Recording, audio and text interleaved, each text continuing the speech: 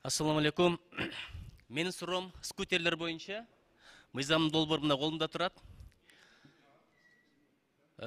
Ушул мыйзамдын 27-ші беренесінің 2-ші абзасында қарасаңыз, Кыргыз Республикасының министрлер кабинет тарабынан Ысык көл көлүнүн акваториясында химиялык жана физикалык коркунуч туудуруучу ичинен күйүүчү кыймылдаткычтар менен иштеген жүрүү жана ташуу каражаттарын пайдаланууга чектөө киргизиши мүмкүн дейт.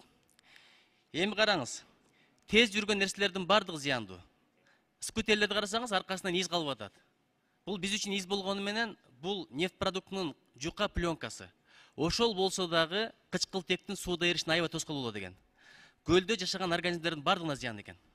Ошол эле мезгилде суу транспорт менен бизнес кылгандар, пляжда салып аткандардан бөлөк жерде болуш керек. Бул адамдардын коопсуздугу маселеси, экологияга маселеси. Ошого мен атайын бул жака чыгып калдым, суроо эмес. Процедурный катары эле сунуш киргизейин. Подзаконный нормативный акт менен мына пайдаланууга чектөө киргизиши мүмкүн эмес эле чектөө киргизилет дегенди алып келбейсиздерби? Анткени бирөөлөргө бул акча, бирөөлөргө өмүр, бирөөлөргө ден соолук, бирөөлөргө экологиялык катастрофа болуп атпайбы? Эстеп калдыңыздарбы? Бул менин сунушум. Анткени ошол аттракцион бизнес кылып аткандар транспорт менен алар пляждан такыр бөлөк болуш керек. Бизди арылап жүрөт. Адамдардын баштары бул жакта чыгып атат, арасында арылап жүрөт. Болгондо да аябай катуу айдашат билесиз.